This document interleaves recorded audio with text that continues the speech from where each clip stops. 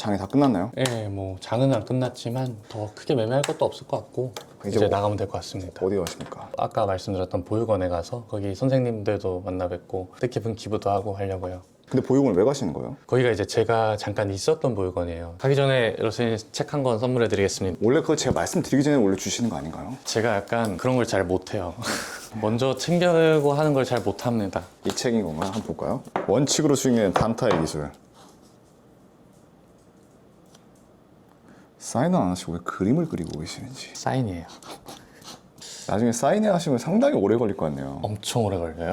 최근에 한 50분 가까이 사인해 드린 적이 있는데 네. 진짜 오래 걸렸어요. 주제 넘지만 글씨를 생각보다 잘 못 쓰죠.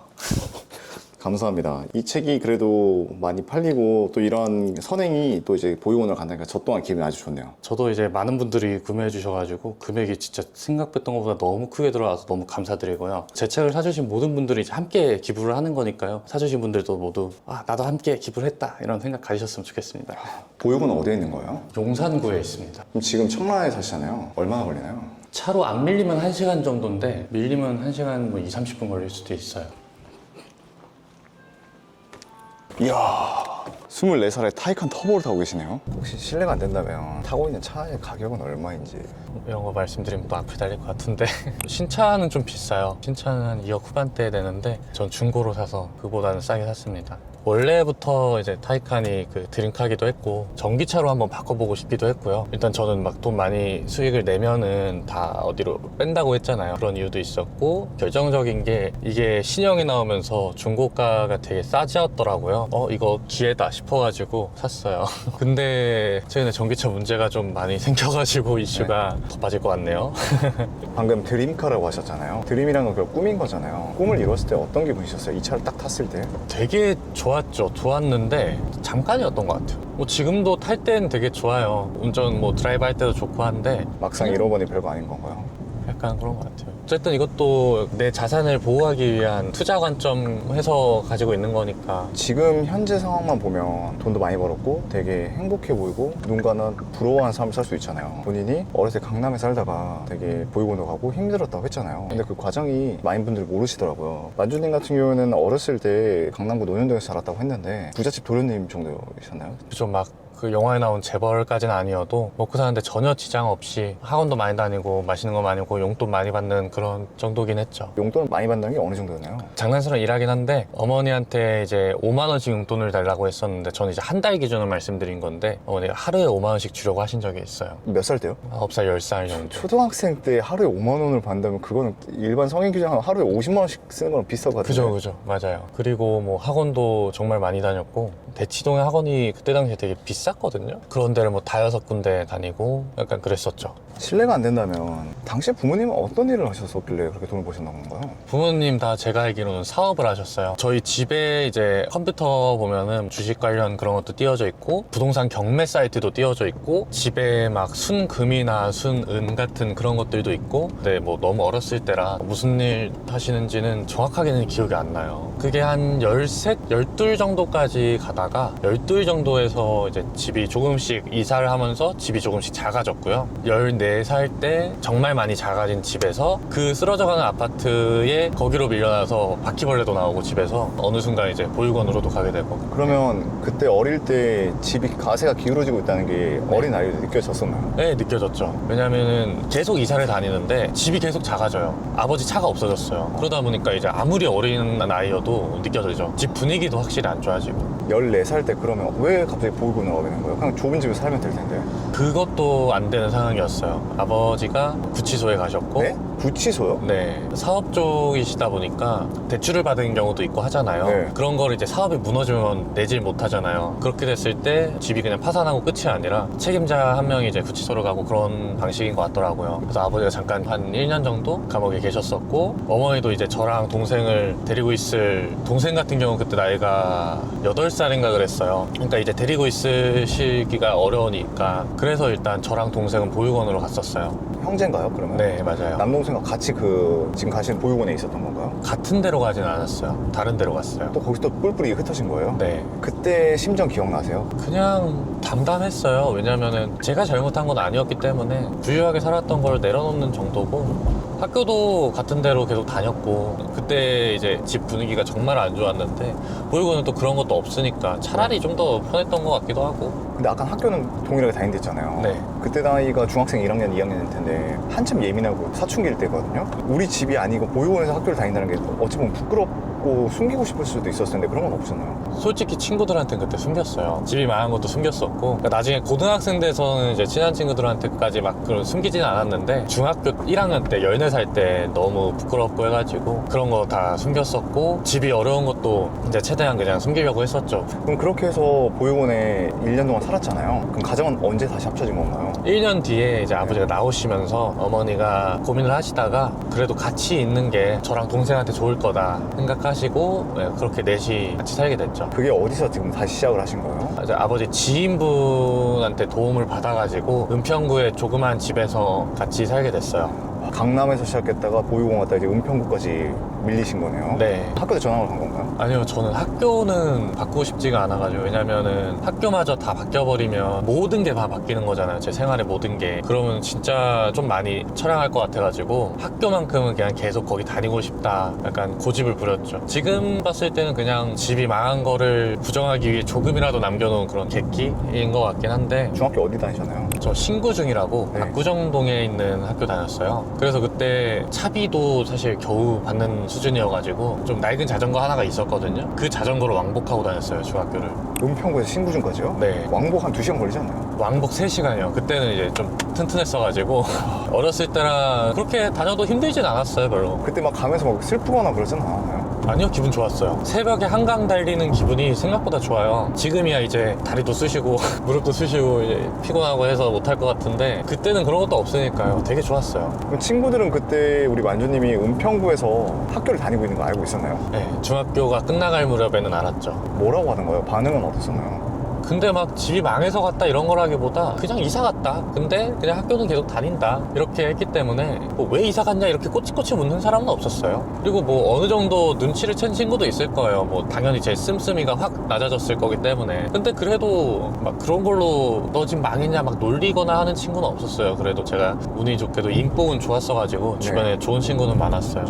그럼 20대가 되고 나서는 어떻게 되었나요? 20살 때는 일단 재수를 했고요. 21살 때 이제 대학교에 합격했어도 크게 바뀌지는 않았어요. 제가 이제 공부를 되게 열심히 했던 이유 중 하나가 가외로 돈을 좀 많이 벌고 싶어서였거든요. 근데 아무리 열심히 해봐도 제가 중1부터 고3까지 공부를 안 했었기 때문에 20살 때 이걸 한 방에, 그러니까 뭐 서울대 갈 정도로 따라잡긴 어렵더라고요. 뭐 그냥 서울에 있는 좋은 학교 가는 정도까지는 됐지만, 그래도 제가 원했던 고액과에는 못해요, 이 정도면. 그때 당시에 제 주변에 뭐 서울대나 뭐 좋은데 의대 간 친구들이 과외로 1시간에 막 5만원, 6만원씩 받고 그랬거든요. 거의 동네가 좀 좋다 보니까. 근데 저는 뭐 그 정도는 아니고 그냥 15,000원 정도의 과외를 조금 했고, 그러면서 이제 알바도 20살 넘으니까 알바도 좀 더 많이 하면서, 그때 그래도 그런 알바들로만 돈을 꽤 잘 벌긴 했어요. 얼마나 벌었었나요? 한 달에 200 가까이 벌었습니다. 그때 최저시급도 막 한 6,000원, 7,000원대였을 거예요. 그 생활을 조금이라도 빨리 벗어나기 위해 지금 일단 최대한 많이 벌어서 뭐 투자를 하든 사업을 하든 뭐라도 해야 될 것 같다 생각이 돼서 그때부터 그렇게 열심히 일을 했고요. 그러다가 이제 막 주식으로 단타를 하게 될 거라고 생각은 못 했는데, 어쩌다 이제 주식 계좌 개설하고 여러 가지 뭐 찾아보면서 이쪽 세계에 눈을 뜨고 많은 시행착오를 거쳐서 어쩌다 보니까 이렇게 돼 있습니다. 그럼 20대가 돼도 집안의 경제, 가정 경제는 살아나지 않았었나요? 이미 이제 가족들이 다 흩어졌고, 다시 합쳤던 거 아닌가요? 17에 제가 또 집을 나왔어요. 이것도 제 책에 쓴 일화 중 하나인데, 그냥 집에 가는 길에 동네가 되게 조용했거든요. 근데 부부 싸움 소리가 들리는 거예요. 근데 이제 그 동네에서 들리던 그 소리가 우리 집이라는 걸 안 뒤로 집을 그냥 안 가고 돌아와서 학교 근처에서 그냥 친구 집에서 자고, 그 다음날 짐을 다 챙겨서 그냥 나왔어요. 그냥 그때 또 이제 알바를 구했던 때라서 첫 알바로 이제 17살에 맥도날드를 했었거든요. 이제 딱 월급을 받은 직후라서 그냥 나와서 나 알아서 살아야겠다 생각을 하고 나와서 이제 살다 보니까 고시원이 한 달에 막 20만 원 떼면은 숙식, 식은 뭐 라면 정도지만 숙식이 수입이 어느 정도 해결이 된다라는 정보를 얻었고 그걸로 이제 고시원에서 살면서 생활을 했죠. 고등학교 때는. 그 소리 듣고 이렇게 나오는 게 솔직히 쉽지가 않거든요. 그런 싸움을 어렸을 때부터 너무 봐왔기 때문에 진절머리가 난 거죠. 부모님께서 찾거나 들어오라고 하지 않으셨었나요? 들어오라고 하시진 않았고 그리고 얼마 안 가서 이제 어머니도 나오셔가지고 또 그냥 해체가 됐어요. 어찌 보면 가족의 그런 안 좋은 것들, 네. 뭔가 힘든 거 누구나 힘들 수 있잖아요. 근데 네. 이런 거를 이렇게 드러내는 게 솔직히 누군가한테는 되게 불편하고 쉽지 않을 수 있거든요. 이런 걸 드러내는 게 불편하진 않으셨는지. 불편할 건 없는 게 제가 잘못한 건 아니니까요. 그리고 그걸 꼭 굳이 숨겨야겠다 막 이런 생각이 들진 않았어요. 어렸을 때야 뭐 부끄러워서 그런 거 숨길 수도 있지만 이제 와서 굳이 숨길 필요도 없다 생각이 들어서요. 또 이런 말씀을 드림으로써 어떤 분은 희망을 얻을 수도 있고 많은 변화가 생기실 수도 있으니까요. 혹시 이렇게 힘든 10대를 보냈을 때 돈이 없어서 느꼈던 비참했던 기억이 있으신가요? 아, 많죠. 중고등학교 때 이제 하고 싶었던 것들 포기하게 될 때의 제일 큰 이유가 다 돈이었고요. 일단 중학생 때 당시에는 뭐 제가 그 연기 쪽으로도 생각이 있어서 처음 돈을 번 게 약간 그쪽이에요. 연기 쪽으로 뭐 그 엑스트라라든가 아니면 뭐 단역 배우를 하면은 중학생도 돈을 받을 수가 있어요. 그렇게 해서 시작을 했다가 약간 그런 쪽으로도 더 해보고 싶었지만 애초에 돈을 벌기 위해 시작을 했던 거잖아요. 근데 여기에서 더 많은 교육을 받고 조금 더 잘 나가기 위해서면 진짜 엄청난 특출난 재능이 있지 않는 이상 무조건 돈이 더 많이 들더라고요. 그런 현실에 부딪힌 적도 많고 그 외에 하고 싶었던 뭐 취미생활 이런 거 다 못했었고 되게 포기하고 산 게 많죠. 그러다가 돈이 생기니까 정말 좋았던 건 뭐가 있나요? 하고 싶은 걸 할 수가 있어요. 23 정도부터 어느 정도 여유가 생겼었거든요. 그러면서부터 이제 뭐 학교 생활에서도 하고 싶은 거 아니면 뭐 취미로 피아노를 치고 싶어서 바로 피아노를 살 수 있었고요. 강아지를 키우고 싶어서 강아지를 데려와서 키울 수도 있고 봉사를 갔는데 시설이 너무 열악한 게 마음이 쓰리니까 제 돈으로 기부를 할 수도 있고. 기부도 하셨어요, 그걸 보고? 네, 저는 그런데 기부를 하면 이제 그런 기부 금액으로 이렇게 사용을 했다 막 그걸 보내주세요. 아기 뭐 병원비면 병원비, 그리고 애기 사진 아니면 뭐 시설을 지으면 이렇게 지어서 애기들 거기서 지내는 거 보내주시면 너무 뿌듯한 거예요. 그런 네. 게. 그럴 때마다 진짜 돈은 진짜 좋다. 많이 버는 게 좋구나. 행복을 느끼죠. 힘들었던 10대 때가 있었잖아요. 네. 실제로 이런 힘들었던 삶, 그리고 또 보육원에서도 살다 보면 20대 성인이 되면 제가 알기로 나가야 되는 걸 알고 있거든요. 그들이 가장 어려워하는 것 중에 하나가 이 사회에 적응을 할 수 있을까? 실제 사회 적응을 어려워하시는 분들도 많고 실패하시는 분들도 정말 많잖아요. 만주님은 어떻게 그 어려운 걸 뚫고 하셨는지. 목표의식 자체가 너무나도 뚜렷해서 그랬던 것 같아요. 그 목표의식이라는 게 어떤 거였을까요? 크게 보면 딱 그냥 돈이었고요. 또 광범위하게 보면 이제 돈을 통해 여러 가지 행복 같은 그런 삶을 누리는 것 자체가 이제 큰 목표였죠. 제가 이제 아까도 말씀드렸다시피 공부를 시작했던 계기가 과외를 해서 돈을 많이 벌고 싶었다였거든요. 그래서 과외를 해서 돈을 많이 벌려면 좋은 대학에 가야 될 거 아니에요. 네. 좋은 대학에 가고 싶어서 고3이 끝날 때쯤부터 지금까지 벌어놨던 공부를 제대로 시작을 했고요. 그리고 20살 때 한 8월까지 공부를 열심히 죽어라 했는데도 그때도 이제 돈이 없으니까 알바를 하면서 공부를 했어요. 그래서 약간 조금 모자라지 않나, 이 정도면은 내가 원하는 고액과외를 할 만큼은 안 된다 싶어서 20살 8월 생일이 지나자마자, 생일이 지나면 대출을 받을 수 있거든요. 은행에 찾아가서 바로 대출을 받았어요. 그렇게 해서 그때 당시에 600만 원이라는 대출을 받고 알바 하던 거를 관두고 학원도 몇 군데 다니면서 오로지 남은 시간 한 4개월 정도를 오로지 공부에만 집중을 했어요. 약간 그런 식으로 목표를 하나를 가지고 그 목표를 이뤄내기 위해 할 수 있는 모든 걸 다 하는 거예요. 20살짜리 애가 공부하려고 대출 받는다, 이거 약간 생각하기 어렵잖아요. 근데 저는 그때 그냥 그런 생각이 들자마자 딱 실천을 한 거예요. 그리고 정말 또 뼈빠지 공부를 해서 그럼에도 뭐 고액과외를 할 정도의 성취를 이뤄내지 못했지만 그래도 제가 아무것도 만약 안 했다면 건국대학교라는 그런 타이틀도 얻지 못했을 거고, 이런 걸로 이제 시작을 해서 대학교를 갔음에도 이제 계속 돈을 많이 벌고 싶으니까 일단 알바를 열심히 했어요. 그냥 돈을 많이 벌고 싶다는 생각만 하는 게 아니라 할 수 있는 알바를 다 찾아서 했고, 그러다가 이제 주식이라는 걸 알게 돼서 아, 이것도 잘하면은 돈을 많이 벌 수도 있겠다 라는 생각이 들어서 이걸로 처음에는 한 달에 진짜 1,200씩만이라도 벌고 싶다, 알바해서 버는 만큼이라도 벌고 싶다 라는 생각을 했고, 공부를 하면서 이제 조금씩 발전해 나가면서 하다 보니까 더 큰 금액을 벌 수 있을 거라는 그런 희망이 생겼고, 계속해서 노력을 하고 뭐 경험을 하고 하다 보니까 이렇게 왔네요. 어쨌든 저는 이렇게 오는 과정까지 그냥 한 가지 좀 큰 목표를 정해두고 그걸 이뤄내기 위해 여러 가지 수단 등을 할 수 있는 걸 다 동원을 했죠. 계속 행동을 하려고 한 거죠. 정말 성공에 대한 열망, 돈에 대한 그 갈망이 정말 누구보다 셌군요. 화목하고 부유하던 집안이 돈이라는 거 하나 때문에 어떻게 되는지 저는 몇 년 동안 겪어왔으니까 돈의 중요성에 대해 몸속에 이제 각인이 돼 있죠. 만약에 내가 그때 정말 부유한 집안에서 계속 자라났다면 과연 이런 삶을 살고 있었을까요? 전혀 아니었을 것 같아요. 그저 그런 대학에 가거나 아니면 대학교도 못 갔을 수도 있고 그냥 아주 평범하게 살았을 것 같아요. 평범하되 집은 조금 잘 사는 느낌으로 살았을 것 같아요. 여기가 용산 후암동이네요. 되게 골목이네요. 엄청 골목 안에 있었던 걸로 기억은 하는데 옛날에도 이런 느낌이었나요? 가물가물하네요. 마지막으로 온 게 11년 돼가지고 네. 금이 환영하시는 거네요. 되게 오. 크다. 여기 맞는 것 같아요. 영락 보리논인 건가요? 네, 영락 보리논 뜻이 뭐예요? 저도 몰라요. 제 아이들처럼 네. 만지는 거 저렇게 어릴 때가 있었죠? 그죠. 저도 딱 중1, 2 때 여기 있었으니까 네. 쩔었던 시절이 있었죠. 근데 지금 앞에 도착했어요. 사무실로 오면 된다고 하시네요. 어떤 느낌이세요, 지금 심정이? 되게 뭔가 믿기지가 않아요.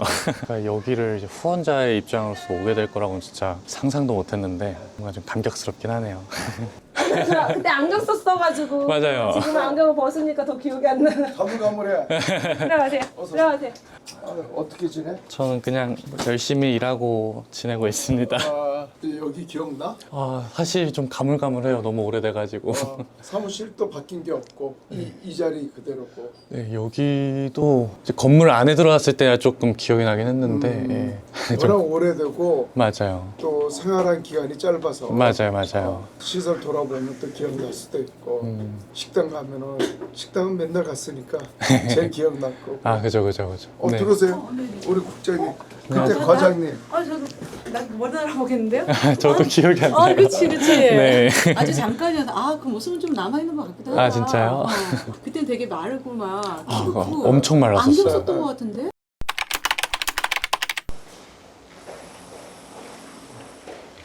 여기 말이야, 기억나? 네. 너무 기억나요. 여기 오른쪽에 선생님 방 계시고 여기에 선생님 방. 여기 제가 생활했던 방이 이 방이었어요. 네, 화장실은 좀 바뀌었고. 오, 샤워 부스가 생겼네요. 화장실 바뀌었고. 여기 애들 방. 제 자리가 기억이 나네요. 그땐 침대가 없었지. 네, 침대 없고 다 이불 깔고 잤었고 이불 깔고 여기 장이 여기 있었고. 네, 여기 어디 책상이 있었는데 그 자리가 제 자리였어요. 그럼 이렇게 다 후원이 오면 이렇게 침대도 사고 막 그런 거. 예. 확실히 더 좋아졌네요. 근데 이거 너무 좋은 게 제가 이불하고 잘 때 제가 잠버릇이 고약해서 형들한테 많이 혼났었거든요. 이제 그럴 일 없겠다 이제. 좋네요. 지금은 이제 한 집에 5명, 6명 살고. 여기 이제 작은 방. 와, 네, 이런 식으로 맞아요. 저도 책상에 있었던 기억이 나네요. 컴퓨터도 2대가 됐네요. 원래 하나만 있었던 것 같은데. 그때 이게 있었나 모르겠어. 저 이런 데는 기억이 없어요. 그때는 이 테이블만 여기 쫙 깔려 있었지. 근데 이제 이거 한 거는 학습 봉사자들이 와서 네. 집에서 이제 1대1 학습 지도할 때 다른 친구들이 그 방에서 쫓겨나잖아. 네, 여기서 하라고 이제. 그래서 이제 여기 와서 하게끔. 그러면 방에 있는 애들은 안 쫓겨나잖아. 네. 그래서 좋네요. 안에 에어컨 시스템 다 돼 있고 오, 환기 시스템 돼 있고. 그리고 여기가 남자 여자 같이 있어서 혹시나 불미스러운 일이 없도록 보일 수 있게끔 안에 네. 중간 중간에 따놔서. 너무 좋네요, 진짜. 여기는 이제 24시간 오픈돼 있고. 네. 입구로. 뿌듯하겠습니다. 너무 신기하네요. 이렇게 기부한다는 게 기분이 참 좋네요. 이렇게 옆에서 보는 것만으로도. 저도 참 신기하네요. 이게 뭔가 남을 신경 쓰고 하는 게 아니라 정말 내가 자발적으로 하는 거잖아요. 또 여기가 그 결연이라 해가지고 학생이랑 그 기부자분이랑 맺어주시는 거 있잖아요. 예. 그런 게 되게 많았던 걸로 저는 기억을 하거든요. 실제로 그때 같은 방에 계셨던 형 중에도 공부 잘하는 형이 막 결혼해서 막 지원 많이 받는다 이런 얘기도 들었었고, 그런 걸 보면서 와, 그렇게 기부해 주시는 분은 누굴까 이게 궁금했었거든요. 어렸을 때. 제가 하고 있네요. 너무 좋은 것 같아요. 저도 약간의 일조를 한 것 같아서 기분 참 좋습니다. 아, 네. 책 판매도 좀 감사합니다. 도움이 돼서 이게 네, 이렇게 맞아요. 아이들에게 이렇게 될 거라고 네. 생각도 못했는데 러셀님 영향도 많았어요. 이렇게 그 인세가 생각보다 많이 들어왔는데 러셀님 영향도 많아. 책 구매해주신 분들 모두 감사드리고 그 덕분에 이렇게 같이 하게 됐습니다. 안녕하세요. 간단하게 자기소개 한번 좀 부탁드립니다. 예, 안녕하세요. 저는 영락보리원 원장 김병삼이라고 합니다. 저는 이 촬영하면서 처음 느낀 건데 서울 예. 이렇게 한복판에 이런 보육원이 있다는 걸 처음 알았거든요. 예. 이 영락보리원의 뜻이 혹시 어떤 거예요? 영락보리원이 한자로 보호할 보자에 이율린자를 썼습니다. 이웃을 보호하고 섬긴다는 그런 뜻을 가지고 있죠. 원장님으로서 지금 근무하신 지 얼마나 되신 거예요? 제가 2006년부터 쭉 이제 아이들을 돌보고 있습니다. 18년이요? 예. 되게 오래됐는데 어떻게 이렇게 이런 아이들을 돌보는 일을 하게 되셨는지. 하나님 뜻이라고 할까요? 제가 대학을 사회복지 그 당시에 사회복지를 공부를 했는데 그때는 이제 뭐 복지라는 단어도 없었고 그래서 사회사업이라 그랬죠. 사회사업 공부하고 이쪽 분야에 이제서 일하다 보니까 어느새 제가 이 자리에 와 있네요. 힘들진 않으셨었나요? 힘든 것보다는 오히려 클라이언트를 도와준다는 거와 같이 어우러진다는 거 그러면서 더 즐거웠던 일이 더 많은 것 같아요. 물론 이제 보리는 원장하면서 우리 말에 이제 많은 나무 바람 잘 날 없다고 그런 말이 있듯이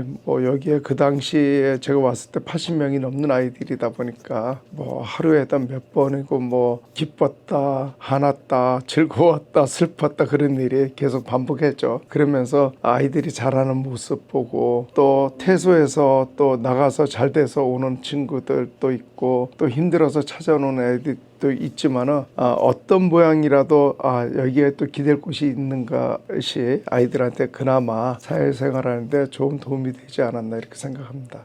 지금 이렇게 저희 출연자 정현님께서 이렇게 어린 나이에 들어왔다가 예. 이렇게 다시 성인이 돼서 자기가 있었던 보육원에 기부를 하게 갔잖아요. 원장님으로서 이렇게 오랫동안 활동하시다 보면 이런 함께했던 학생이 오면 어떤 기분이 드나요? 되게 뿌듯하고 기분이 좋죠. 보통 이제 이 아동생활시설이라는 게 일반적으로 보면은 과거잖아요. 여기서 나가면은 과거이기 때문에 또 여기 이 과거를 이게 자랑스럽게 이렇게 드러내기 어려운 과거이기 때문에 숨기고 싶은 그런 마음이 많이 있거든요. 그래서 보통 보면은 나가서 어느 정도 안정을 찾고 그러면은 전혀 나타나지 않거든요. 소식도 없고 간간히 이제 제3자를 통해서 이렇게 살고 있더라 저렇게 살고 있더라 이 모양 저 모양 얘기를 듣지만은 이렇게 이제 당당하게 찾아오면은 상당히 기분 좋은 것 중에 뭐가 기분이 좋냐면은 자랑스럽게 생각한다는 거. 내 과거를 자랑스럽게 생각한다는 거는 이미 다 벗어났다는 거 아니에요. 그래서 더 기분이 좋은 거죠. 정말 되게 지금 기분이 좋아 보이세요. 아니, 근데 이제 저는 의외였던 게 아직까지도 제가 이렇게 보육원이 있다는 것도 놀랍고 또 보육원의 아이도 지금 한 아이들이 한 50명 있다고 하는데 대한민국이 이렇게 경제 발전을 하고 살기 좋아졌는데도 이렇게 보육원에 아직도 필요한 아이들이 있다는 게 좀 놀라워요. 솔직히 말씀드리면. 네, 말씀을 좀 드리면 과거에는 저희가 전쟁이 일어나고 전쟁 고아가 있었고 그 외에는 이제 생활이 좀 경제 발전으로 인해서 또 생활이 어려운 친구들도 많았고 지금은 학대받은 아이들이 그렇게 많이 있어요. 과거에는 고아원이라는 말을 사용했지만 현재는 고아원이라는 말이 없어졌고 아동생활시설이라고 해서 상처 입은 아이들을 돌보고 케어하고 그 상처를 보듬어주고 치유해주는 그런 역할을 하고 있죠. 성격이 많이 바뀌어 있습니다. 영상을 보는 시청자분들도 보면서 아직 아픔이 있는 아이들이 많구나. 우리가 어떤 걸 도와줄까 했을 때 실질적으로 보육원을 운영하시는 원장님 입장에서는 우리 시청자분들과 국민들이 어떻게 좀 관심을 가져줘야 좀 도움이 되는지가 궁금하거든요. 지금 아동생활시설 아이들은 이제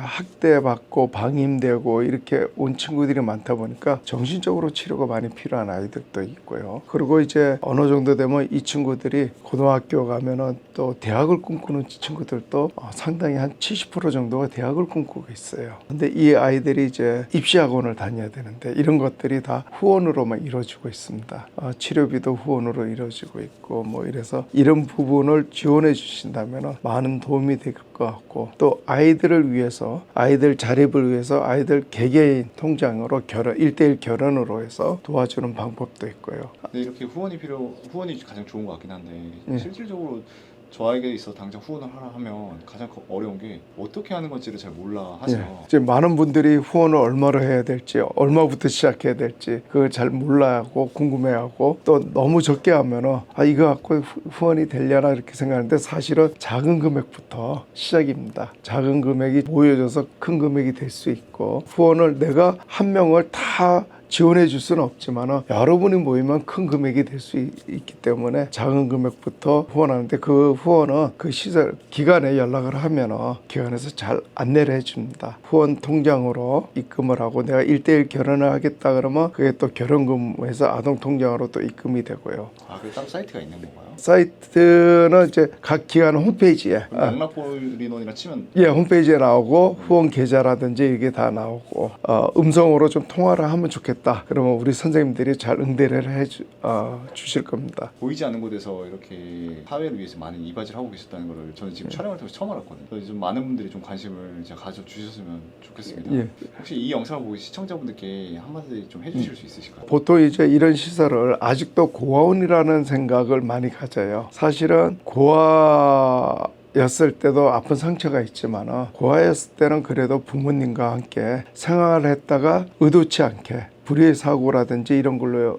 인해서 고아가 돼서 이 시설에 올 때는 이 부모님하고 살았던 행복하게 살았던 그런 추억이 아이들 마음속에 있어서 나중에 성인이 됐을 때 우리 엄마 아빠가 이렇게 했었지 내가 그랬을 때 그런 기억이 있는데 우리 친구들 학대를 받아서 와서 좋은 기억보다는 안 좋은 기억이 더 많이 있습니다. 그래서 이 친구들한테 이제 사회에 잘 뿌리내리고 생활할 수 있도록 관심을 좀 더 많이 가져줬으면 좋지 않을까 이렇게 생각합니다. 보리논 운영에 있어서 좀 많이 도움이 될 수 있도록 많은 분들이 좀 관심을 가져주셨으면 좋겠습니다. 네, 그럼 가보겠습니다. 네, 차보니까 진짜 성공했구나. 덕분입니다. 좀 태워달라 그래. 그냥 밖에서 따라다니면서 운전차 누가 만나 했더니. 덕분이에요. 감사합니다. 네. 어서 가. 네, 가보겠습니다. 오늘 이렇게 본인 또 주식하는 것도 있고 본인의 이렇게 기부하는 것까지 하루를 다 맛봤잖아요. 제 채널에 또 단기간 내에 2번째 출연이신데 네. 어떠셨어요? 오늘도 역시 되게 즐거웠었던 것 같고 되게 그냥 아까부터 계속 그냥 좀 느낌이 좀 신기하네요. 뭐라 해야 되지? 기분이 참 몽글몽글하다 해야 되나? 누군가를 위해서 기부를 했잖아요. 네. 어떠셨나요?